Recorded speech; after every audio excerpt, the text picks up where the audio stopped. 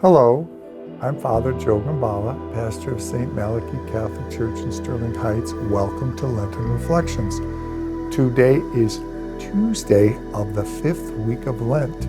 The passage I have chosen for today is from the Gospel of St. Mathew, chapter 20, verses 20 to 28.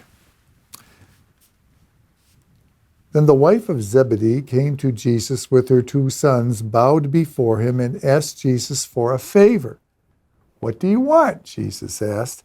She answered, "Promise me that these sons of mine will sit at your right and your left when you come into your kingdom."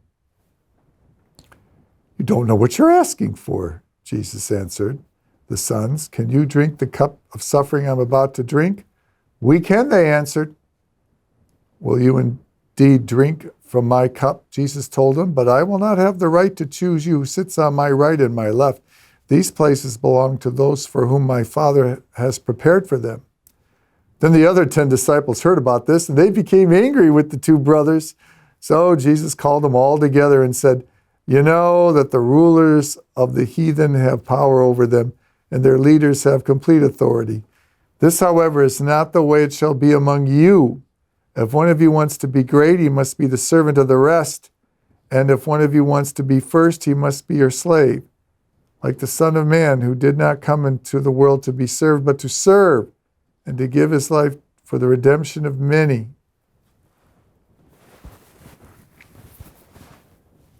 You know, we have many groups, from Honor Society kids to kids at some of our Catholic high schools, De La Salle and Regina, and other kids for different reasons looking for service hours.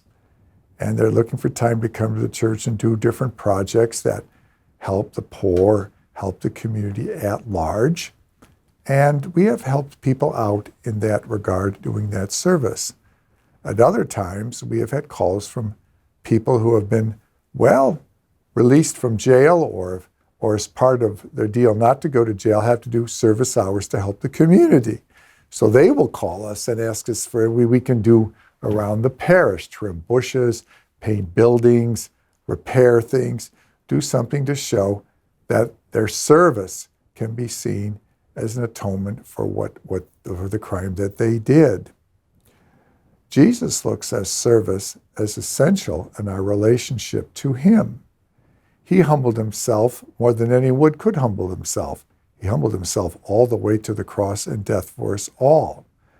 So it's pretty logical to assume that as his followers, we must be called to serve others as well.